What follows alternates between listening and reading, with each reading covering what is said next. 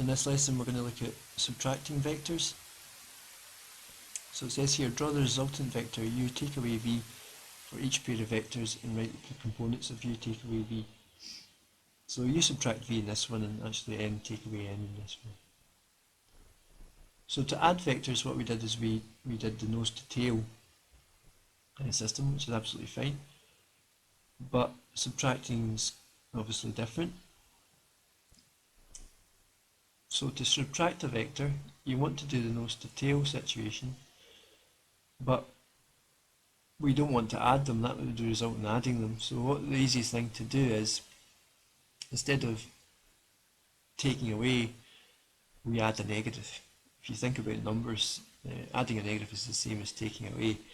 3 take away 2 is 1. 3 add negative 2 is also 1. So if we set the vectors up like this, but we turn one of them round to become a negative. So that's really going to result in this diagram here. So we're really doing u add negative v, and then we can start here and go to there. So that's the resulting vector there. In the second diagram, we want to do exactly the same thing. So if I shift this down here and then turn it around and make it negative n, then I can add on negative n. I'll just move that back. And this would really look like this in the diagram.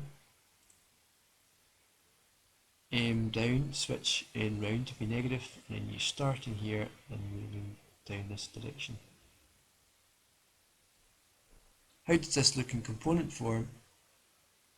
Well, if we take u, which is 3 along and 5 up, and v is 4 along and 2 up, and we switch it round and add the negative, then we should end up with 1 back and 3 up, so negative 1 and 3. So really just do 3 take away 4, which is negative 1, and 5 take away 2. Same idea over here. When we do m and we switch the n round to make it negative n, we got this resultant vector here. So the resultant vector is 1, 2, 3, 4, 5, 6, negative 1. How do we get that? Well, we just take away the components. 3 take away negative 3 is 6, and negative 4 take away negative 3 is negative 4 plus 3. So that gives you the negative 1 there.